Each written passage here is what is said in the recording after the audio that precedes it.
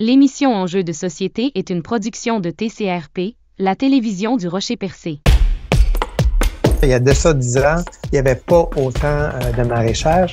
Et c'est le niveau 3 où on juge que quelqu'un est en mesure de bien évoluer dans le milieu, dans la société qui est la nôtre. Mais si on faisait un bilan des 15 dernières années de l'argent que Facebook et Google ont amassé sur le dos, entre guillemets, des publications. Ça recule d'il y a 20 ans à peu près. C'était un village là, par année qui fermait en Gaspésie. Donc. On le sait, le Canada a pour objectif d'être carboneutre à l'horizon 2050. Donc nous, on va monter des projets avec les pêcheurs. De faire un compost maison de qualité, c'est très possible.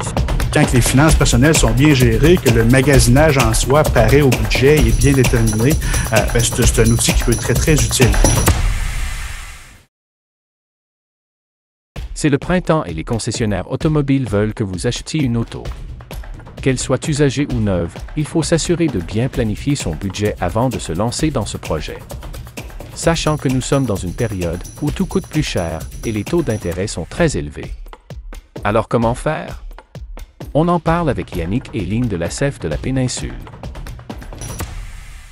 Alors bonjour Lynn, bonjour Yannick, comment allez-vous? Super bien, le beau temps va s'en venir et la chaleur, fait que ça va être agréable. C'est ça, on le ressent. Et justement, on va parler de choses un peu plus printanières, mais peut-être avant, est-ce que Yannick, tu voudrais nous rappeler un peu la mission de l'ACEF, s'il te plaît?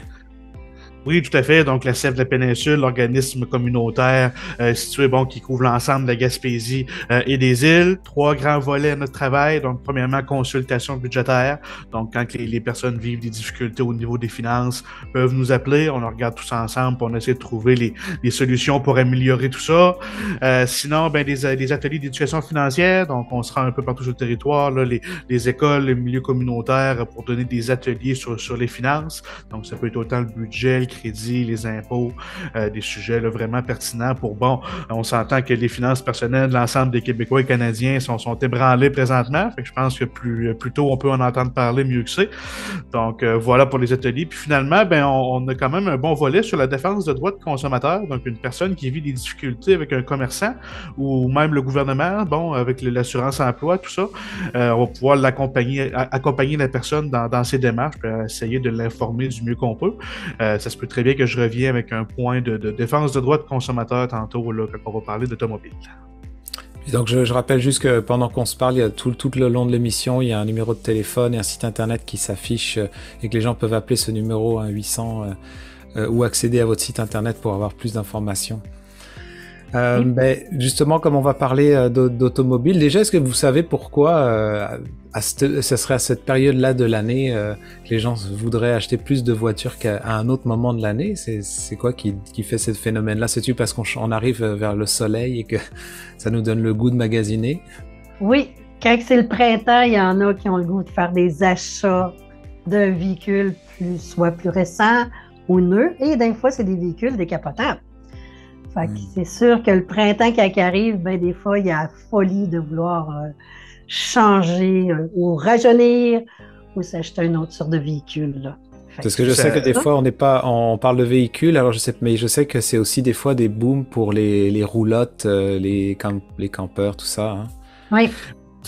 Pour répondre à ta question un peu plus loin, ça venait aussi des commerçants avant. Là, je vais en parler tantôt, les rabais sur les voitures, les taux d'intérêt, on n'entend plus parler beaucoup depuis quelques années, mais avant la pandémie, les commerçants, c'était un peu leur temps aussi pour baisser les taux d'intérêt, offrir des beaux rabais. Les gens sont un peu plus sensibles, un peu moins sensibles du moins aux dépenses le printemps, donc un peu plus enclins à dépenser. Les commerçants le savaient aussi, donc c'était un peu le moment de l'année où ce que les commerçants offraient leur rabais. Mais là, comme je disais, depuis la pandémie, c'est peut-être une autre histoire. Là. D'accord. Bon, alors, qu'est-ce que si on ne veut pas parler forcément de pièges ou de choses à éviter, tout ça, mais quand même, quel serait un bon chemin à emprunter si on voudrait s'en aller justement vers le renouvellement, l'achat usagé, neuf, quelles sont les étapes, je ne sais pas par où vous voudriez commencer, mais pour aller justement vers s'approprier ou changer de véhicule? C'est certain, moi je vais y aller. C'est sûr qu'avant penser d'acheter un véhicule, il faut vraiment regarder notre budget. C'est sûr qu'on vous revient souvent sur ce côté-là. Vraiment analyser notre budget, notre situation financière, on a-tu les moyens et c'est un auto neuf ou usagé qu'on aurait les moyens de se payer. Fait que c'est pour ça qu'on voulait faire un petit peu cette terme d'émission-là pour pouvoir aider les gens à faire une bonne réflexion. Quand on veut s'acheter un véhicule, exemple, si on irait vers un véhicule usagé, il faut penser à nos besoins. Puis je dis usagé, ça peut être autant un auto neuve, mais il faut toujours penser à nos besoins. C'est quelle grosseur que je veux un auto? C'est-tu une vanne? C'est-tu un VUS? C'est un auto plus économe pour payer moins de gaz parce que l'essence augmente de plus en plus. Fait que c'est des choses qu'aujourd'hui, malheureusement, il faut vraiment penser. La distance qu'on va parcourir quand on va avoir notre véhicule pour le volet qui soit plus économique. C'est ce bout-là qui est très important. Mais quand on achète, exemple, moi, j'irais beaucoup plus vers les autos usagés. Tu achètes un auto usagé, il y en a qui vont dire, tu sais, autrefois, on achetait des autos beau, bon, pas cher. Même aujourd'hui, il y en a encore qui font ça, acheter des autos, je dirais, en bas de 1000 $. Mais quand on achète un auto, que ce soit le prix que ça vaudra, il faut penser que l'auto, il faut la plaquer. Il faut avoir nos immatriculations à jour. Fait qu'il faut avoir notre permis de conduire aussi à jour. L'auto, si elle est usagée, il faut vérifier l'état du véhicule. Autant quand on va acheter d'un concessionnaire ou d'un particulier, c'est important d'aller faire une vérification mécanique d'un autre garage. Parce que c'est certain qu'un commerçant, lui, achète un auto usagé, le commerçant va te faire une liste de ce qui a été vérifié pour le bon état de l'usure du véhicule. Mais c'est pas croire en la parole du véhicule, du concessionnaire, mais c'est important d'aller voir ailleurs d'un autre garage. On a le droit d'aller faire notre vérification de notre choix d'un bon mécanicien pour voir l'état du véhicule. Être sûr qu'il n'y aurait pas de vis caché. Et d'un particulier, puis je dirais encore plus d'un niveau du particulier, d'aller faire la vérification de notre véhicule d'une inspection. Qu'est-ce qu'on achète? C'est un véhicule qui est bien entretenu et qui est en bon état. Parce que l'idée, quand on achète un véhicule, on ne veut pas qu'il nous brise une semaine après. La chose aussi qu'il faut vérifier quand on fait l'achat d'un véhicule usagé, est-ce qu'il y a une autre dette, ce véhicule-là, qui n'aurait pas été payé d'un autre particulier, un autre propriétaire? Fait que ça, c'est important de faire les vérifications à ce niveau-là. Ça, on peut faire les vérifications pour savoir si le véhicule qu'on va acheter, il y aurait une ancienne dette. C'est au registre des droits personnels et immobiliers. Fait que ça, c'est important d'aller vérifier ces choses-là. Vérifier aussi l'état, puis qu'est-ce que je veux dire, de vérifier les kilométrages qu'il peut avoir sur un véhicule. Excusez mon manque de mémoire. Vérifier l'état du kilomètre qu'il y a sur le véhicule, parce que des fois, on a déjà entendu autrefois, le véhicule n'était pas vraiment au kilomètre qui était dans le tableau de bord, c'était reculé. Ça, c'est important de vérifier ces choses-là. Et de vérifier aussi s'il n'aurait pas été accidenté. Parce que ça, des fois, c'est des vis cachées si le véhicule n'a pas été accidenté et on n'est pas au courant. Fait qu'il faut faire attention à ça. C'est tous des endroits qu'on peut aller vérifier. Et quand on achète un véhicule, il faut l'assurer aussi. Puis si on achète un véhicule l'été ou l'hiver, malheureusement, il y a des périodes qu'il faut changer nos pneus. C'est comme à partir du 15 mars, il ne faut plus se promener avec nos pneus d'hiver ou des pneus à clous, fait qu'il faut les changer. Fait que quand on achète un véhicule, il faut penser à l'immatriculation, l'achat du véhicule. S'il est usagé, puis qu'on l'a acheté d'un particulier, il faut peut-être se mettre un petit fonds d'urgence en cas que le véhicule briserait.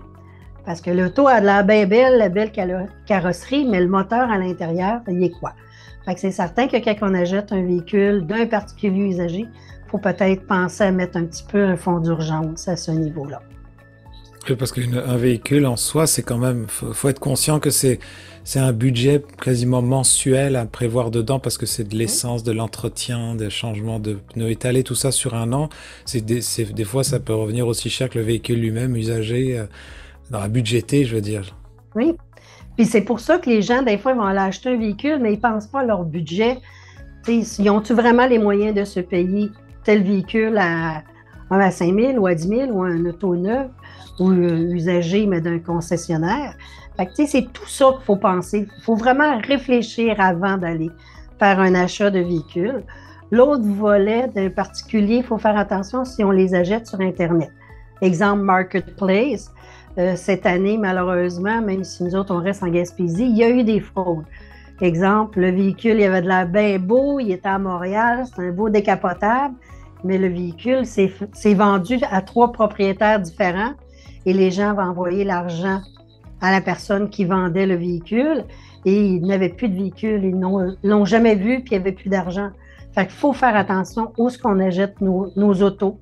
Est-ce qu'il faut s'arranger presque à aller voir le particulier face à face pour être sûr de ne pas se faire avoir et pas se fier juste aux photos sur le véhicule. Des fois, il peut être bien beau, mais des fois, il peut y avoir plein de rouille en dessous. Fait qu'il faut vérifier ces aspects-là. Puis moi, je dis toujours magasiner. T'sais, si on achète un auto usagé chez un concessionnaire, il faut magasiner différents concessionnaires. Il y en a qui sont, moi je dirais, focusés sur tous les gars, là. Vous êtes des fois focusés sur une sorte de marque de véhicule, je dirais, exemple, un Ford, mais peut-être d'aller voir d'autres garages, d'autres sortes de véhicules pour vraiment faire un bon inventaire. Des prix, des rabais au niveau des intérêts, pas tout de suite aller acheter, on arrive d'une cour de garage et on achète celui-là, c'est lui que je prends. Et ça, c'est acheter sur l'impulsivité, puis je suggère de peut-être éviter d'acheter vers l'impulsivité sur le moment présent. L'autre volet qu'il faut faire attention quand on achète un véhicule, c'est la garantie. Est-ce que le véhicule va avoir une garantie ou il n'y en a pas? Fait que c'est des choses qu'il faut se renseigner énormément auprès soit du vendeur ou du particulier. C'est sûr qu'un particulier, il n'y a pas de garantie, mais il y a un minimum que la protection du consommateur va nous protéger comme citoyens. Avec, tu achètes un véhicule qui devait rouler encore, exemple, 5 ans, puis tu le prends, puis il finit au bout d'une semaine parce que le moteur a sauté. Même si c'est d'un particulier, on y va avec une logique. C'est sûr que des fois, on peut peut-être aller vers les petites créances à ce moment-là. C'est ça, je vais expliquer les nuances tantôt avec un achat de véhicule d'un commerçant versus un particulier. Il y a quand même des bonnes différences au niveau des garanties. Là. Je vais y revenir tantôt. Là. Ouais. Et l'autre volet que j'entends beaucoup présentement dans les annonces, exemple chez Ford, ils vont suggérer, venez vendre votre auto usagé. On est à la recherche. Les concessionnaires sont souvent à la recherche des véhicules présentement usagés, en bon état. Mais si tu changes ton véhicule, il faut que tu penses à tes finances. Puis tu sais, si tu as une ancienne dette sur ton char, ben elle va doubler parce que tu vas en avoir une deuxième là, si tu rechanges de véhicule. Fait que c'est beau des fois des beaux rabais qui peuvent être alléchants, peut être intéressant, mais c'est toujours regarder nos finances, s'asseoir, puis faire le calcul. Et c'est là que nous autres, la CEF, peut rentrer dans votre vie pour pouvoir regarder tout votre volet budget avant de faire une grosse dépense à ce niveau-là, pour voir la réalité de ce que vos moyens vous permettent. Et c'est toujours penser, c'est sûr que là, c'est un petit peu négatif, mais on achète un véhicule, malheureusement, on perd notre emploi parce que la compagnie ferme au bout d'un mois.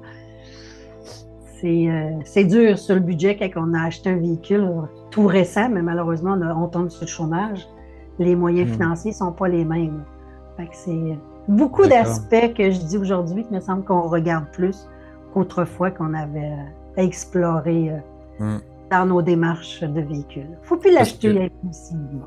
Mais justement, parce que des fois, quand on achète un véhicule usagé, ce soit particulier, peut-être plus particulier, parce que des fois, les concessionnaires peuvent nous aider à faire des mensualités, j'allais dire. Les particuliers, en général, quand on achète sur Internet comme ça, il faut payer cash. Donc, c'est des sommes d'argent qui sont des fois peut-être paraître plus volumineuses. Puis des fois, il y a le concessionnaire qui nous propose un véhicule neuf en disant « Oui, mais celui-là, tu le payes que 400 par mois ou 600 par mois. » Et donc là, ça doit être peut-être justement ces nuances-là dont tu voudrais nous parler, Yannick.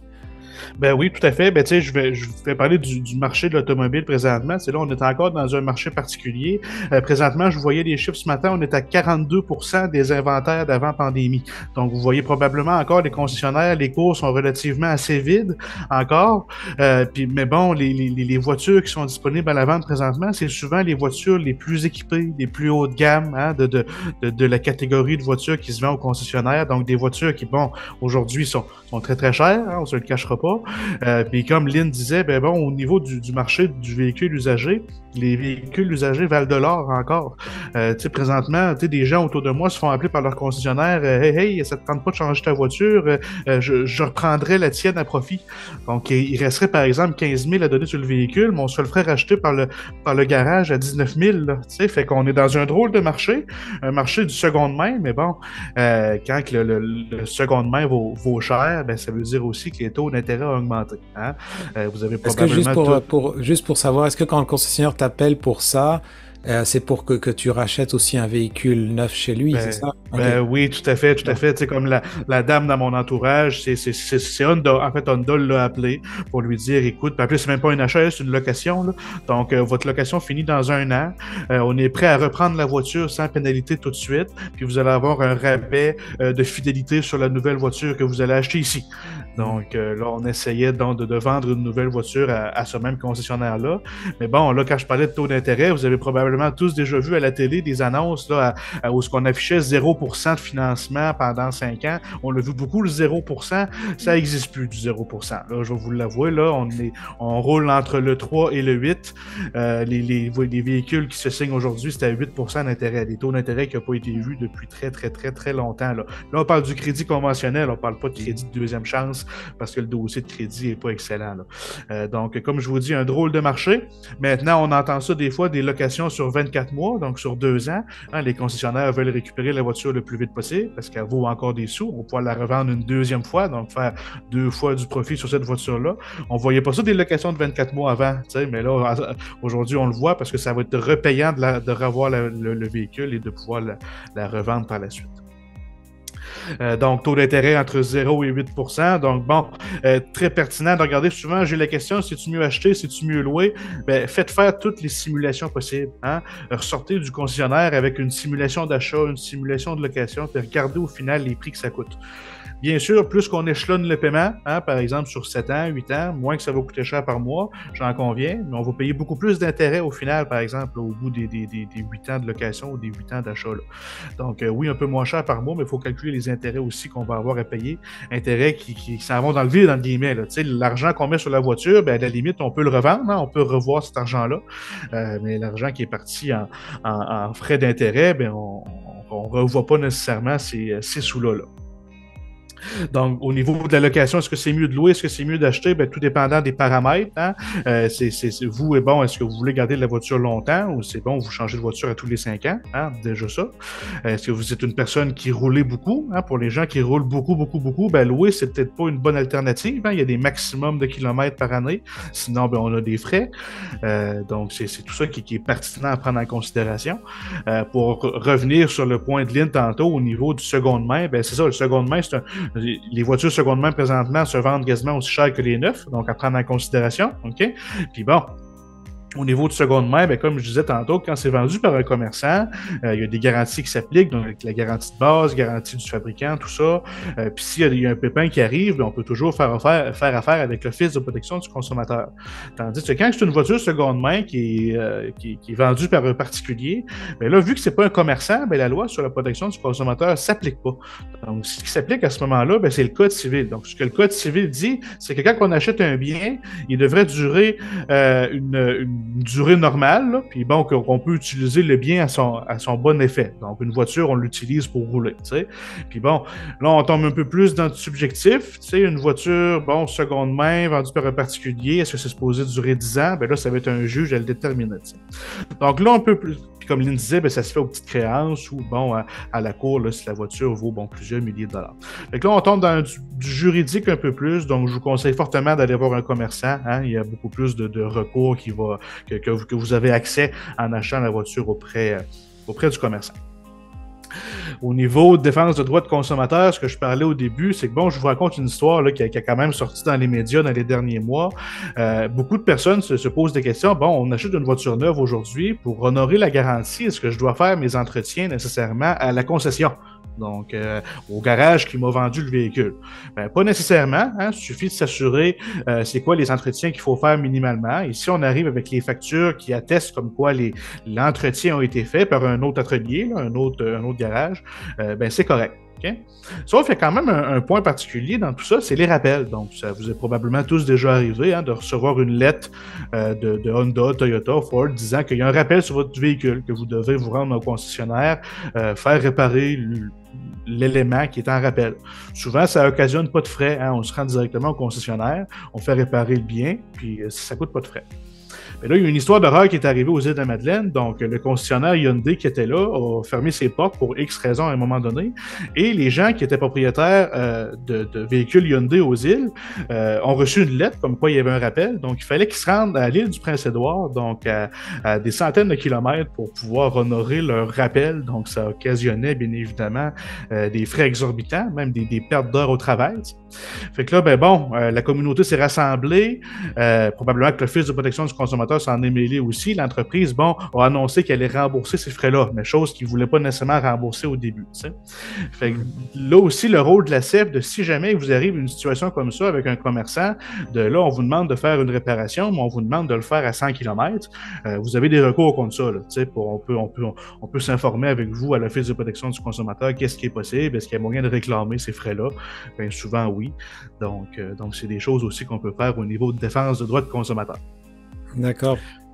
Parce que juste à vous entendre comme ça, je me demandais même, de là on dit est-ce qu'on va vers l'usager ou vers la voiture, mais est-ce que c'est déjà même un bon temps pour acheter une auto ou renouveler son auto? Est-ce que c'est mieux, c'est des fois comme l'immobilier, il faut attendre parce que ça va peut-être s'améliorer l'année prochaine? Est-ce qu'on peut savoir ces sources-là d'informations?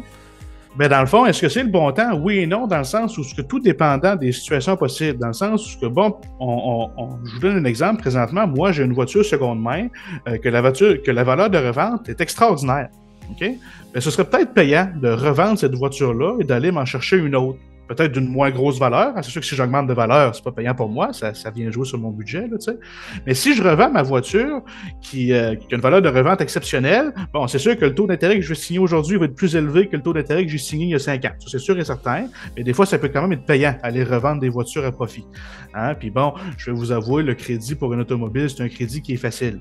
Hein? On regarde pas l'ensemble de votre vie financière, on regarde tout simplement votre dossier de crédit. Puis si votre dossier de crédit le permet, on va vous prêter pour votre voiture. Fait que des fois, hein, on ne regardera pas le ratio d'endettement, on ne regardera pas l'ensemble des remboursements de dettes que vous avez à faire. C'est pour ça que des fois, dans nos bureaux, des gens nous arrivent en nous disant « Oups, j'ai signé pour une voiture, mais je n'ai pas le moyen de les payer. Qu'est-ce que je peux faire? » Ça arrive aussi. Là, fait que, ta question, c'est est-ce que c'est le bon dépendant de la situation dans laquelle vous êtes. C'est sûr que si votre voiture, vous ne pouvez pas la revendre à profit, ben non, ne changez pas de voiture aujourd'hui parce que le taux d'intérêt est plus élevé que c'était quand vous avez signé votre voiture dans le passé. Là, fait que voilà la situation possible. Hein, parce que bon, comme je disais tantôt, on est dans un marché particulier, le marché de la voiture seconde main qui vaut encore de l'or. Là. On est un peu là-dedans. Là. Ouais, c'est curieux quand même comme situation. J'espère que c'est des choses qui vont se remettre un peu en place, j'imagine, petit à petit. Quand les inventaires des concessionnaires vont être à 100%, je disais tantôt, on est à peu près à 42%. Quand les inventaires de tout le monde vont avoir été mis à 100%, là, ça va faire une pression de moins sur le marché automobile, ce qui fait, baisser les taux d'intérêt. C'est sûr que là, on tombe aussi dans une transition vers l'électrique. Hein, on le sait, on nous incite de plus en plus à aller vers l'électrique. On parle encore là, de subventions qui peuvent atteindre jusqu'à 12 000 pour l'achat d'une voiture électrique, si elle vaut en bas de 60 000. Mais ça, on sait que les inventaires de voitures électriques sont pas là. Hein, il y en a pas beaucoup, c'est des gros temps d'attente. Fait qu'au niveau du moteur thermique, ça risque d'un peu plus surplacé. Mais bon, comme on transitionne là, en bon français vers la voiture électrique, ben, ça se peut que ce soit un peu plus difficile de ce côté-là. Là. Parce que je sais, moi je l'ai déjà fait là, mais je sais pas si ça peut s'appliquer. Y en a qui vont même magasiner en dehors de la province. Je sais qu'il y a des étapes à passer pour replaquer le véhicule et qu'il faut faire un contrôle technique, tout ça. Mais que des fois, il y a des provinces comme là, en ce moment, j'entends beaucoup parler qu'en Alberta, les véhicules sont moins chers. et qu'il y a des gens qui pourraient aller magasiner là-bas, puis après ça repartir avec l'auto, puis... Ce serait de s'informer au niveau des programmes de subvention, si les subventions s'appliquent. Si les subventions s'appliquent, ben mon Dieu, si on peut sauver des sous.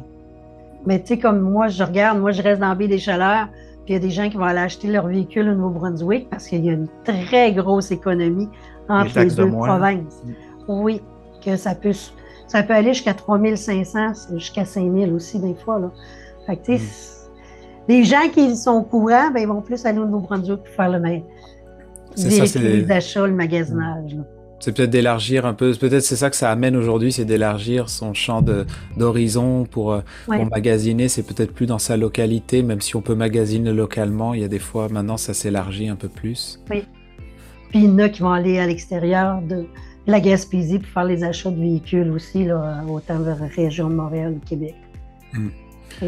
Parce qu'il y a aussi la situation où on a un véhicule, je pense que c'était pas mal cette situation-là, puis c'est est-ce qu'on le change, est-ce qu'on le renouvelle, est-ce qu'on le revend pour en prendre un nouveau, puis il y a les situations où on n'a pas de véhicule en ce moment et on voudrait acheter un véhicule. Je sais qu'aussi c'est toute une partie mais on n'a rien à revendre, il faut qu'on ait une certaine somme d'argent déjà de base pour pouvoir se lancer là-dedans. Ma question était un peu comme la même de tantôt, mais je veux dire, est-ce que, à part on peut élargir son champ d'horizon, peut-être aller faire un emprunt ou peut-être faire des achats de location, comme on appelle tout ça.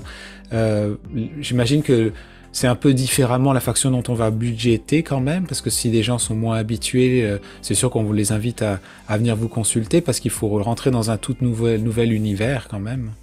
Oui. Tout à fait. Puis, tu sais, c'est relativement difficile à budgéter un véhicule parce que, oui, il y a le paiement du véhicule, que ça, on connaît le montant, ça va. Tandis que des fois, on a l'essence, qui est une dépense variable, tout dépendant combien ça peut nous coûter d'essence, d'un mois à l'autre, ça peut changer. Puis là, je parle d'essence, mais au niveau des pneus, les pneus, c'est souvent une dépense annuelle. Tu sais, on est rendu à l'été, ça nous dit, oups, ça nous prend des pneus neufs. Donc, des pneus neufs aujourd'hui, c'est plusieurs centaines de dollars. Donc, si ça n'a pas été budgété dans l'année entière, bien là, ça se peut que ça fait un gros trou dans le budget rendu en ce moment-là de l'année où est-ce que ça nous prend des heures d'été, là, tu sais. Fait que c'est pour ça que je dis que c'est dur à budgéter. Faut vraiment se calculer un bon montant annuel, puis même en réparation. La voiture seconde main, c'est ça aussi. Tu sais, des fois, on peut conseiller une voiture seconde main, une voiture neuve. Mais la voiture neuve, on sait qu'elle est garantie au moins 5 ans, peut-être 6, peut-être 7. Tandis que la voiture seconde main, des fois, la garantie du fabricant est finie. Donc, il faut se prévoir des montants, comme Éline disait tantôt, en fonds de prévoyance, là, pour s'assurer que s'il y a des bris, je peux continuer à aller travailler avec ma voiture parce que le paiement, il va continuer à passer lui-même si la voiture est brisée. Là. C'est ça qui arrive. Oui, puis si on regarde juste avec les pneus ont augmenté. Les prix, eux autres aussi, là. C'est plus les mêmes pneus qu'on peut avoir à 500$ pour 4 pneus, là. On ne peut plus à cette heure-là. C'est des 1000 et plus.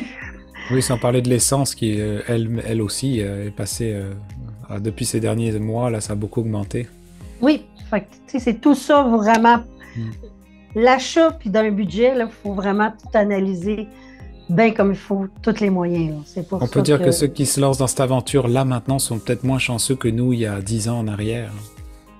Tout à fait, tout à fait. Un peu comme les maisons, les taux d'intérêt de prêt hypothécaire ont explosé aussi, c'est la même chose. Hein. On est dans un temps économique particulier, on va le dire comme ça. Oui.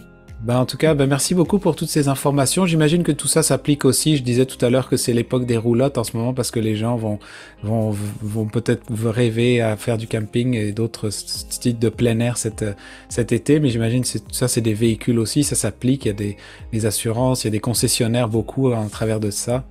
Oui. Tout à fait. Nous, au niveau des inventaires, je pense que c'est quand même bien. Hein? En tout cas, dans mon coin, les inventaires sont bonnes. Mais au niveau des taux d'intérêt, je ne sais pas à quoi ça peut ressembler dans ce milieu-là. Là. Okay. Je ne vais pas regarder moi non plus. Mais c'est ça. C'est les besoins aussi qu'il faut évaluer aussi quand on achète le nouveau lot. On a un peu plus de loisirs. Hein? Le loisir, ça, c'est d'autres choses aussi. Là. En tout cas, merci beaucoup pour votre temps. Puis on se retrouvera peut-être le mois prochain pour parler d'autres budgets. Tout à fait. Merci beaucoup.